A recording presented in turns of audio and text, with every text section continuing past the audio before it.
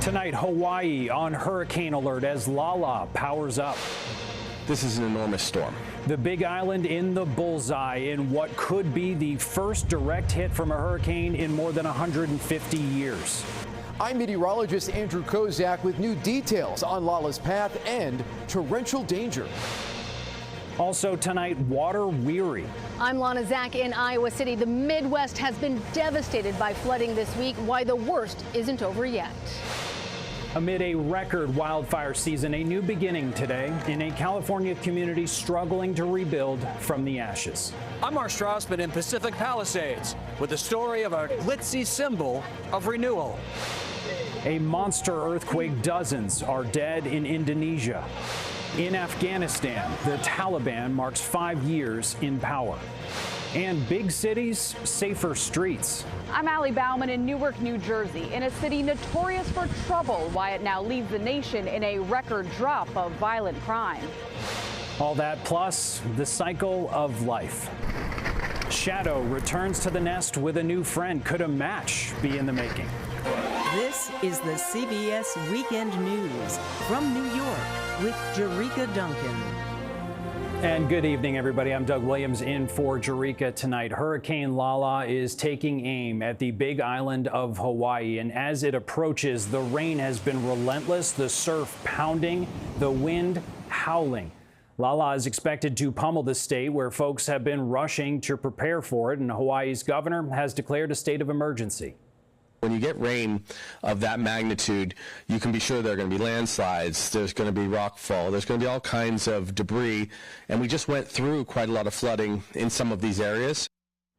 So who will see the worst of it and when? Let's get things right over to CBS News meteorologist Andrew Kozak with more. Andrew?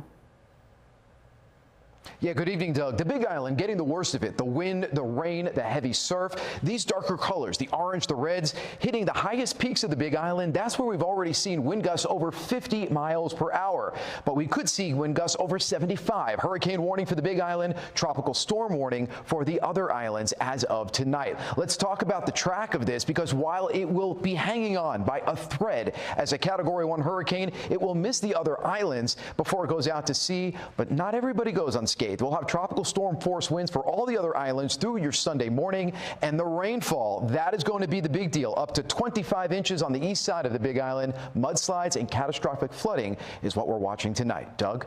Andrew Kozak, thank you. Meanwhile, the Midwest is bracing for more heavy flooding there after a series of relentless and devastating thunderstorms among the hardest hit states, Ohio and Indiana. And today, the Hoosier State requested federal aid after more than 11 inches of rain in some areas. At least 5 people have died. And CBS's Lana Zach is in Iowa City for us. Lana, good evening. Good evening, Doug. This is more than a single flooding incident. Where I'm standing, the ground is completely saturated. Rivers and streams are filled, and all of this increases the flooding risk with each new round of rain. The street is collapsing. Today, a new round of storms in Indianapolis took out part of this neighborhood. As the rain poured in overnight, first responders were up before dawn, working by flashlight. Indianapolis authorities say they performed around 50 rescues as floodwaters rushed homes and submerged cars. In Bloomington, Illinois, floodwater rushed over bridges and flooded fields, and still more rain is in the forecast. Throughout the Midwest, millions have been soaked after a week of torrential rain and flooding. 70-year-old Charlie Simmons says his home in Anderson, Indiana was destroyed after the White River topped 24 feet, shattering a record set over a century ago. It's gone, just like in 2 days. The massive weather system stretched across the center of the country from Kentucky to as far west as Utah. This is like driving through a lake. In Salt Lake County, a driver captured these images of water inundating I-15 during a severe flash flood. And here in Iowa, this is opening weekend for the state fair. Vendors have already struggled with the repeated storms, and there is the possibility of more rain to come. Doug? Lana Zach, our thanks. Now to another threat, wildfires. Tonight, 377 of them are burning in 33 states. Air efforts are underway in North Texas to stop the spread of a fire that's burned more than 4,500 acres. And in Utah, Crews are still battling a fire north of Salt Lake City. But in Southern California's Pacific Palisades, crushed by those wildfires of 19 months ago, there are new signs of recovery tonight, and CBS's Mark Strassman is there with more. Mark. Hey, Doug. Normally, the reopening of a luxury mall means something mostly to people with a taste for fancy shopping. But here, it means something more. Hope. 3, 2, 1. Yeah, baby! At the Palisades Village Mall, cutting a ribbon also begins to cut ties with catastrophe. We are in the middle of a recovery, and this is one chapter. Fire damage in January of last year gutted the 3-acre mall. Every building had to be stripped to the studs. A $100 million plus restoration project financed by a single source, billionaire developer Rick Caruso. Was this a business opportunity or a civic obligation? Well, actually, it's both. When you're in a community, you have the means, you have the ability to take the lead and be a catalyst. That's like a sacred duty.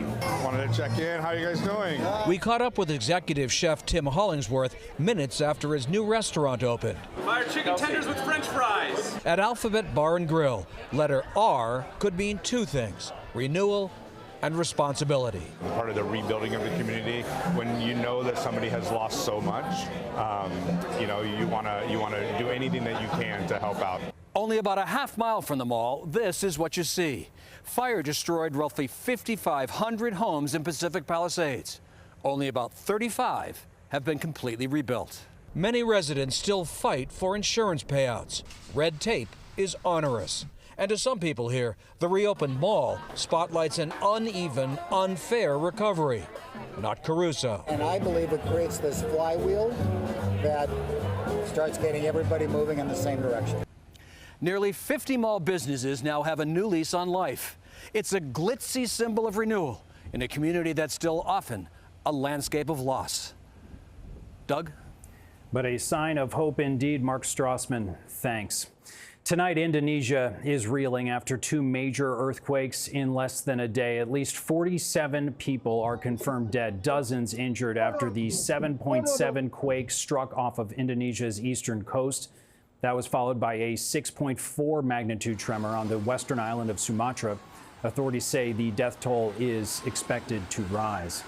And today marks 5 years since the withdrawal of U.S. forces in Afghanistan after a 20-year intervention. The ruling Taliban marked their return to power with all-male military parades. Hundreds also gathered beside the former U.S. embassy.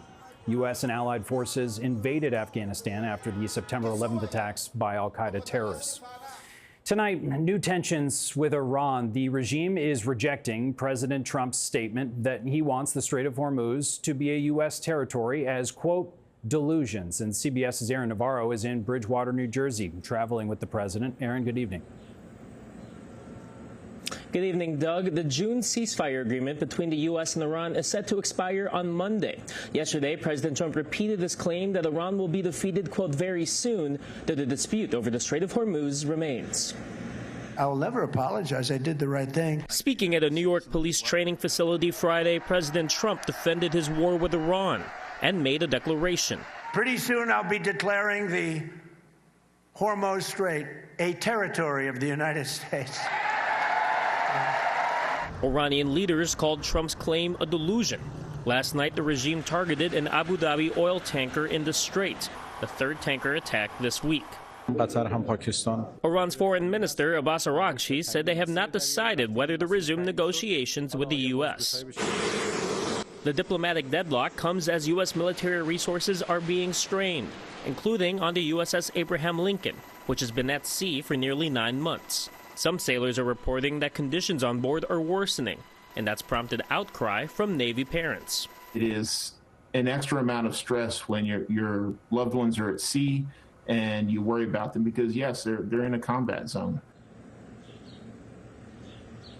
Today, Senate Democrats sent a letter to Secretary of Defense Pete Hegseth demanding answers for the, quote, deteriorating conditions on the Lincoln, as the 5,000 Marines and sailors on board wait to be relieved by the USS George Washington, making its way from the Pacific. Doug? Aaron Navarro in New Jersey, traveling with the president. Aaron, thank you. Tonight, 5 people are recovering following an early morning shooting on the campus of Virginia State University. Authorities say only one of the victims was a student. One remains in critical condition. Police say multiple suspects were involved, but so far, no arrests. And this tonight, as violent crime numbers are down across many of the nation's largest cities in record numbers. So why now? CBS's Ali Bauman joins us from Newark, New Jersey, which leads the nation in this historic drop in crime. Ali, good evening.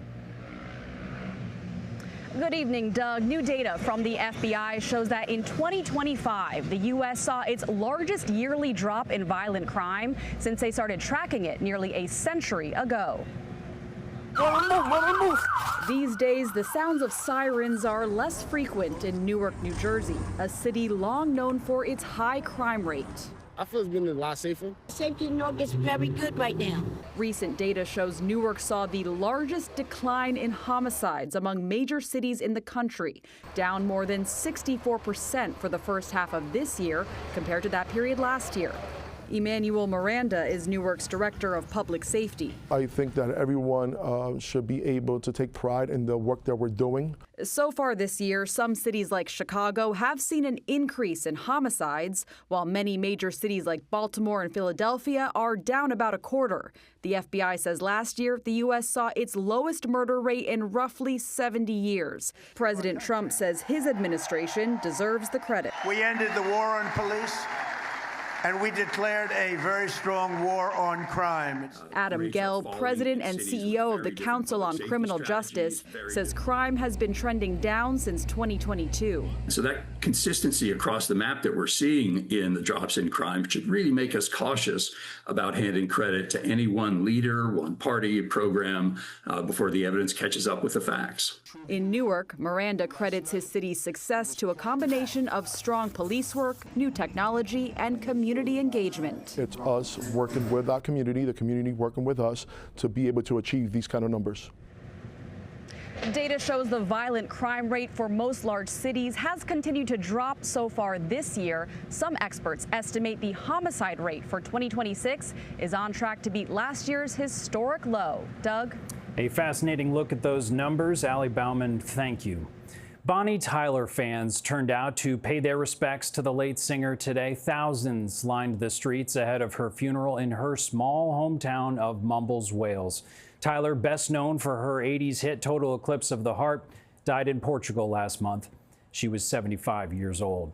Ahead for us on the CBS Weekend News, a stolen Picasso thought gone forever has been found and in a surprising place. But first, this story. I'm Aiden Stretch in Kyiv, Ukraine. Long-range strikes into Russia have changed the dynamics of this war. Our exclusive interview with Ukraine's former Minister of Defense, Mikhailo Fedorov, next.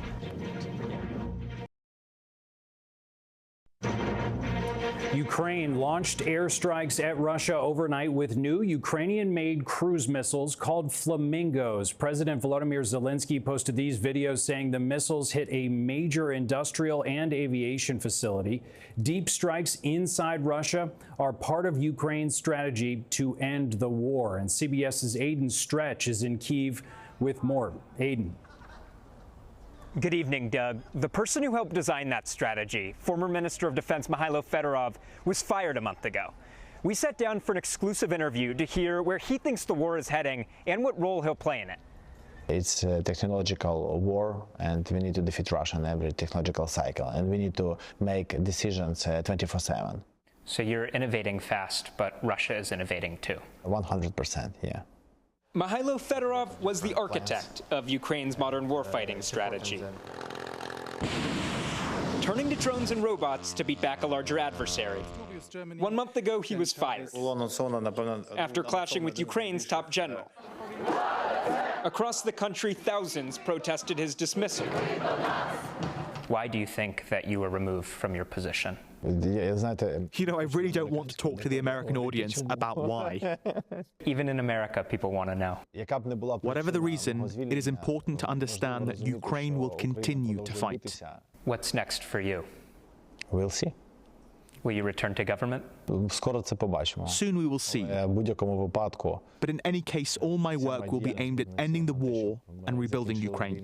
І почали розбудовувати Україну.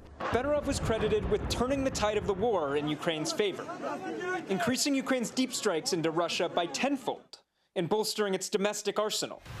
One Ukrainian company has already tested a ballistic missile. When do you think we'll see a Ukrainian ballistic missile hit a target in Russia? Our ballistic missiles. Your ballistic missiles. 3-6 months, I think. Ukraine has struggled to intercept Russia's own ballistic missiles. Most now reach their targets, putting pressure on Kyiv to build new air defenses. Is it possible that you'll be able to do it in 1 year? It's difficult to predict, but I think everything is possible because we don't have any time to think about it. We need to do it. You have to innovate to survive. Yeah. I asked Fedorov if he had a message for the people still protesting his removal. He told me that the protests are a sign that Ukrainian people support democratic values, that Ukraine is fighting for its freedom, and that such a people are impossible to defeat. Aidan Stretch in Kyiv. Aidan, thanks. Still ahead on the CBS Weekend News, an enormous new statue of the Virgin Mary dedicated in Europe. We'll tell you where.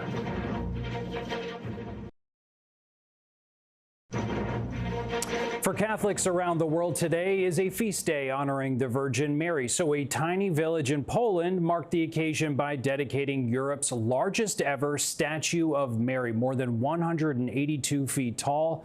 That's even taller than the world-famous statue of Christ the Redeemer in Brazil. A wealthy Polish couple financed the entire project. A lost Picasso print has been found in the unlikeliest of places. The rare etching was found inside a vacant apartment in Milwaukee, Wisconsin. Turns out it was stolen about 8 years ago from a local gallery, and it's valued at up to $50,000. The whereabouts of the apartment's former tenant remain unknown. Tonight, new proof that love really is blind, at least when it comes to our dogs. The Ugliest Dog contest celebrated its 50th anniversary in Santa Rosa, California. Ginny Lou, a 6-year-old pug with quite the attitude and quite the tongue, walked away with the top prize. Next for us here on CBS Weekend News, what's next for California's Big Bear Eagle's Nest? But first, a look back at this day in history.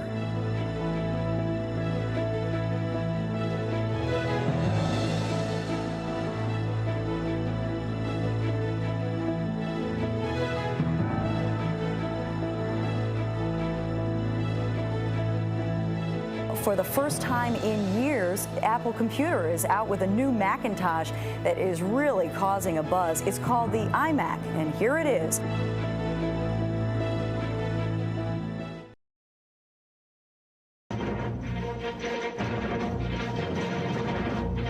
We end tonight with the Jackie Show. For years, it has taken place in an eagle's nest high above California's Big Bear Lake, brought straight into the living rooms of millions around the world. In our Weekend Journal, CBS's Joy Benedict reflects on those live streams and a possible ray of hope. The empty nest, a sad sight for many this week. Jackie is gone. Shadow has largely stayed away. Their last eaglets departed for independent lives last month. I definitely got emotional when I learned that she passed, even though, like, it's just a wild bird, right? For nearly a decade, Jackie and Shadow were California's most famous lovebirds, stars of this 2-camera live stream overlooking California's Big Bear Lake. Jackie laid 19 eggs in this nest, both eagles taking turns to keep them warm, sometimes in the harshest conditions. The hatchlings were viral sensations, and fans flocked to the YouTube channel to watch the couple dote on their chicks. 7 eaglets fledged. The whole process of how the eagles do their life is just beautiful. Last month, a shocking sight. Jackie captured by cameras on the ground fighting with 2 young adult eagles. She never got up, wading to a nearby dock where she was rescued. Wildlife experts say the 14-year-old was battling a mysterious illness. She died after extraordinary efforts by her caregivers to save her, including a blood transfusion from another eagle.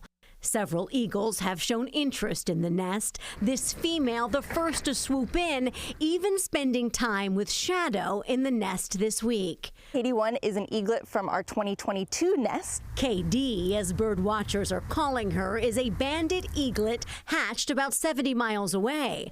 Jenna Carpenter is a field biologist and has been following KD since she was a chick. We don't often get updates about what the eagles that come out of this nest are doing, and so to be able to see where they've gone is really wonderful. With plenty of eagles soaring over Big Bear Lake this summer, nature will determine what happens next. But it was Jackie who started it all, leaving a legacy as fierce as the freedom she symbolizes.